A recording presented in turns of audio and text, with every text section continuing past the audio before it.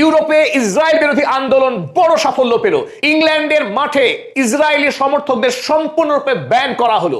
Israeli সমর্থক, সে British নাগরিক হোক কিংবা আমেরিকান বা ইউরোপীয় যে কোনো দেশের, তাদেরকে ফুটবল মাঠে কোনোভাবে প্রবেশ করতে দেওয়া হবে না।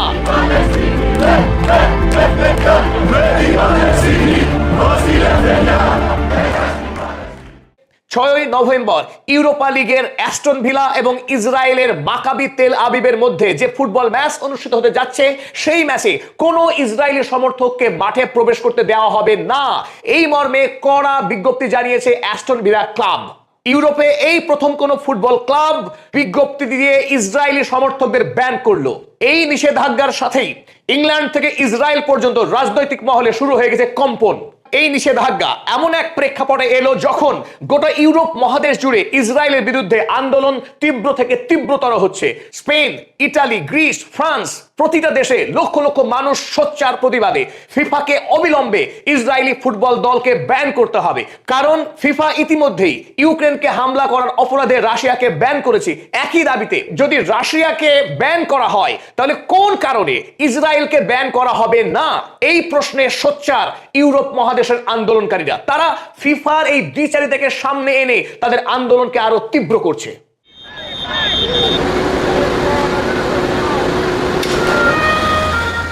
ইংল্যান্ড ক্লাবের ইসরায়েলি সমর্থকদের এই ব্যান করার প্রেক্ষিতেই গোটা ইউরোপ মহাদেশ জুড়ে ইসরায়েল বিরোধী যে আন্দোলন চলছিল, সেই আন্দোলনের গতি আরো অনেক গুণ বেড়ে গেল। আন্দোলনকারীরা আরো নতুন করে তারা শক্তি সংগ্রহ করলো এবং আশা করা যায় অবিলম্বে ইউরোপের অন্যান্য ক্লাব কর্তৃপক্ষের কাছেও কিন্তু সীমাহীন চাপ তৈরি করবে এই জনতা। আমরা এর আগে দুটো ভিডিওতে আমরা বিশ্লেষণ করে দেখিয়েছি যে ইউরোপ মহাদেশ জুড়ে কিভাবে ইসরায়েল বিরোধী আন্দোলন শক্তিশালী হচ্ছে, মানুষ কিভাবে ইহুদিদের থেকে তাদের মুখ ফিরিয়ে নিচ্ছে। গত 2 বছরে ইংল্যান্ডে অন্তত 400টি ইসরায়েল বিরোধী প্রতিবাদ আন্দোলন হয়েছে। তাছাড়া 2024-এ নেদারল্যান্ডসের আমস্টারডামের ফুটবল ম্যাচ দেখতে গিয়ে ইসরায়েলি সমর্থকরা প্যালেস্টাইনের পতাকা পুড়িয়ে তারা স্লোগান দিয়েছিল আরবদের মৃত্যু হোক। আর তারই প্রতিবাদে প্যালেস্টাইনীয় সমর্থকদের সঙ্গে তাদের খণ্ডযুদ্ধ বেঁধে যায়। আইন শৃঙ্খলার ব্যাপক অবনতি হয় এবং আহত হয় বেশ কিছু সমর্থক। এই ঘটনাকে স্মরণ করে বার্মিংহামের পুলিশ কোনোভাবেই ঝুঁকি নিতে রাজি নয়। তারা ইসরায়েলি সমর্থক মাঠে আর প্রবেশ করতে দিতে চাইছে না। কারণ গোটা ইংল্যান্ড জুড়ে, গোটা ইউরোপ মহাদেশ জুড়ে এখন ইসরায়েল বিরোধী যে সেন্টিমেন্ট তৈরি হয়েছে, তাতে যে কোনো ভাবে ইসরায়েলি সমর্থকদের মাঠে প্রবেশ করতে দিলে দুই পক্ষের মধ্যে হাতাহাতি লড়াই বেঁধে যাওয়ার আশঙ্কা তীব্র। এবং সর্বোপরি ইসরায়েলি সমর্থকদের মাঠের ভেতরে কিংবা বাইরে যদি ব্যাপক পরিমাণে জমায়েত দেখে, সাধারণ মানুষ তারা ক্ষিপ্ত হয়ে গিয়ে আইন হাতে তুলে নিতে পারে বলে আশঙ্কা করছে বার্মিংহামের পুলিশ। বার্মিংহামের পুলিশ প্রথমেই অ্যাস্টন ভিলা ক্লাব কর্তৃপক্ষকে অনুরোধ জানায় এই ইসরায়েলি সমর্থকদের ব্যান করতে। তাতে দফায় দফায় মিটিং হয়ে অ্যাস্টন ক্লাব কর্তৃপক্ষ শেষ পর্যন্ত এই চূড়ান্ত সিদ্ধান্ত নিতে বাধ্য হন দেশের সামাজিক পরিস্থিতিকে মাথায় রেখে। তাদের মনে হয়েছে তারা মাঠের মধ্যে আইন শৃঙ্খলাকে কোনোভাবেই ধরে রাখতে পারবে না। তাই আইন শৃঙ্খলা অবনতির আশঙ্কা রেখেই অ্যাস্টন ক্লাব কর্তৃপক্ষ ইসরায়েলি সমর্থকদের সম্পূর্ণরূপে ব্যান করেছে। ব্রিটিশ প্রধানমন্ত্রীর কাছে এই খবর পৌঁছলে তিনি এক্স হ্যান্ডেলে লেখেন যে ক্লাব কর্তৃপক্ষের এটি ভুল সিদ্ধান্ত এবং ইহুদি বিরোধী।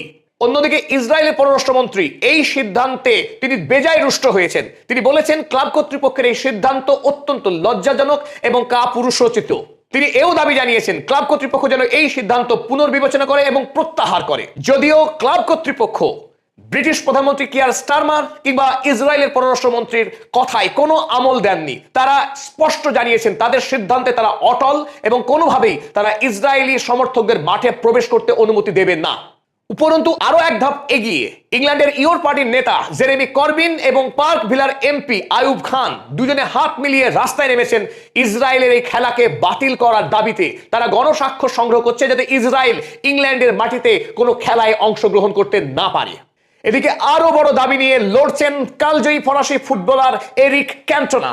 তিনি সাসপেন্ড ইসরায়েল এই দাবি নিয়ে গোটা ইউরোপ জুড়ে আন্দোলন গড়ে তুলেছেন।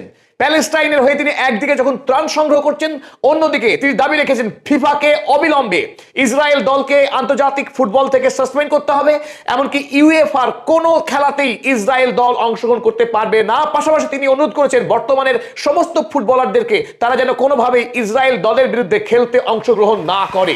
Do you think Israel must be suspended by FIFA and UEFA? You can say yes because you have power. FIFA and UEFA must suspend Israel.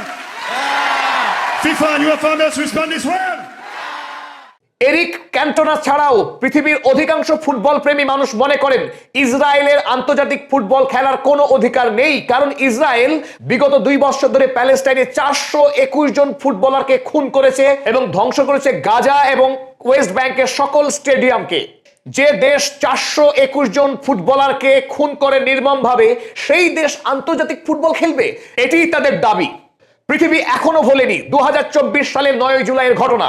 খান ইউনিসে বিকেল বেলায় যখন ওই ফিলিস্তিনি যুবকেরা ফুটবল খেলছিল, মাঠ দর্শকে ছিল ভর্তি, সেই অবস্থায় ফুটবল খেলা চলাকালীনই ইসরায়েলি মিসাইলে ছিন্ন ভিন্ন হয়ে যায়, মাঠ ছিন্ন ভিন্ন হয়ে যায়, অসংখ্য ফুটবলার এবং দর্শকরা। আবার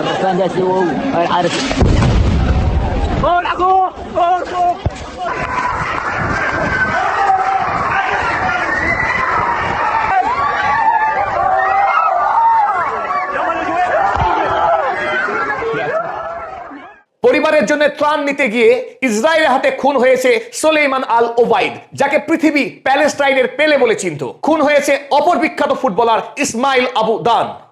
এই দৃশ্য দেখার পর ইসরায়েল দলকে আন্তর্জাতিক স্তরে ফুটবল খেলতে দেয়া যায়?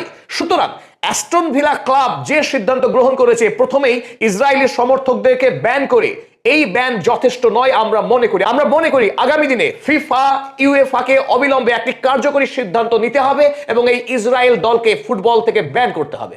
দেখা যাক ফিফা এবং ইউএফা রাশিয়ার বিরুদ্ধে যেমন তৎপর হয়ে 4 দিনের মাথায় তাকে ব্যান করেছিল, ইসরায়েলকে ব্যান করতে পারে কি না।